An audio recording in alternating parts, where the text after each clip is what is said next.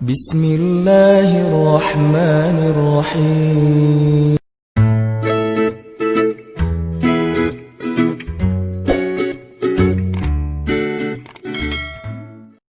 Assalamualaikum warahmatullahi wabarakatuh. Selamat sore teman-teman millennials.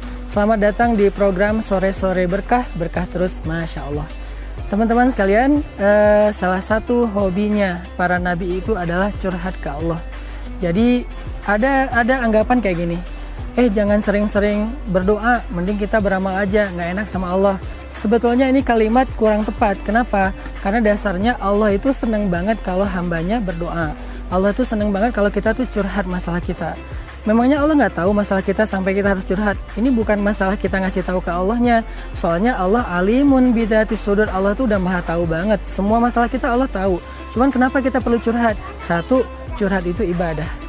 Jadi ketika kita curhat, kita tuh kayak lagi membangun hubungan yang akrab dengan Allah. Dan Allah senang banget kalau kita akrab dengannya. Dan Allah bahkan sampai setiap malam sepertiga malam terakhir, Allah itu turun ke langit dunia, pengen dicurhatin sama hambanya. Sampai Allah bertanya, hal min taib, hal min dihajah, ada nggak hamba-hambaku yang pengen minta ampun? Ada nggak hamba-hambaku yang punya masalah yang pengen ditolong? Saking Allah tuh pengen dicurhatin. Bukan Allah kesepian, tapi Allah senang menolong hambanya. Allah senang mengampuni dosa hambanya. Allah tuh senang kalau misalnya hambanya ada masalah, Allah kasih jalan keluar. Tapi syaratnya kita curhat dulu sama Allah. Sehingga curhat itu bukan soal kita kayak lagi ngasih tahu Allah masalah kita apa, seolah-olah Allah nggak tahu, tapi kita lagi belajar mendekatkan diri kepada Allah supaya lebih akrab. Kedua, curhat itu adalah doa, dan doa itu adalah keajaiban. Sampai Nabi mengatakan, ad-doa silahul mu'min. Doa itu adalah senjata orang yang beriman. Sehingga kita hari ini akan bahas tentang curhat. Kapan sih kita harusnya curhat ke Allah? Satu, kalau kita tanya kapan, waktu yang paling baik untuk curhat ke Allah itu adalah ketika kita sedang beribadah. Saat kita lagi sholat, pas lagi sujud, itu tuh posisi paling akrab antara kita dengan Tuhan kita. Makanya kata Nabi, perbanyaklah curhat, perbanyaklah doa ketika lagi sujud. Tapi kan kita nggak ngerti bahasa Arab ya.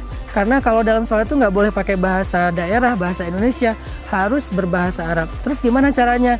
Berarti kita cari ibadah lain di mana kita nggak harus pakai bahasa Arab, yaitu berpuasa. Mumpung kita lagi puasa nih, apalagi sore nih menjelang berbuka, itu waktu curhat yang paling keren banget. Allah tuh mendengar kita curhat, itu ibaratnya kayak kita lagi curhat sama teman. Itu dekat banget tuh jaraknya Allah dengan kita, terutama menjelang berbuka puasa. Jadi kayaknya nih tepat banget habisin waktu teman-teman di waktu sore kayak gini. Makanya istilah program kita itu adalah, nama program kita tuh Sore-Sore Berkah. Salah satu keberkahannya itu dengan doa.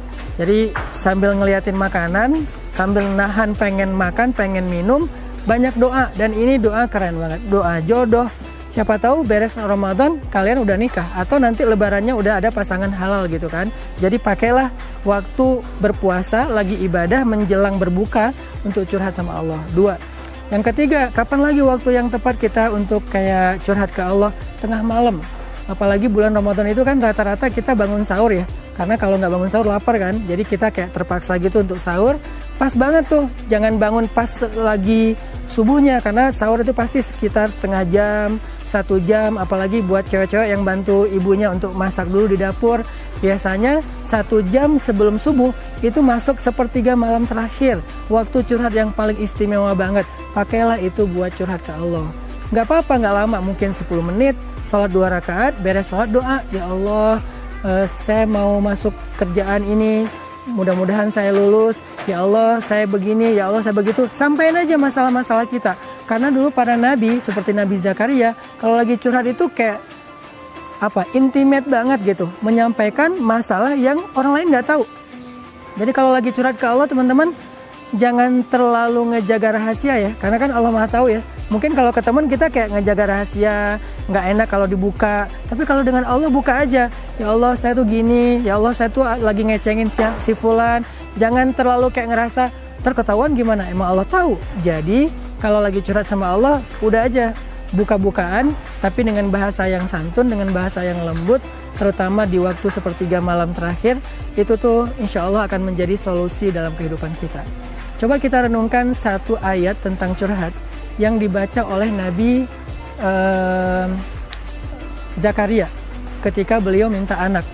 Allah Subhanahu wa taala berfirman, "Iznada rabbahu nidaan khafiyya."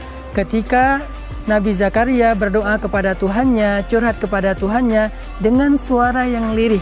Nabi Zakaria bilang, "Ya Allah, saya udah tua. Ya Allah, istri saya udah mandul. Ya Allah, saya butuh penerus dalam dakwah. Kaum saya ini, orang-orang Bani Israel ini susah kalau nggak ada nabi yang mengurus mereka. Beri saya anak ya Allah." Curhat sepanjang malam. Selama berapa lama Nabi Zakaria curhat? Selama sekitar 50 tahun. Lama banget.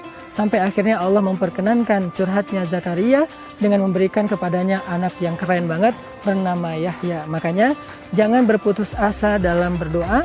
Jangan berputus asa dalam curhat ke Allah, karena Allah nggak pernah nolak doa dan curhat hamba-hambanya.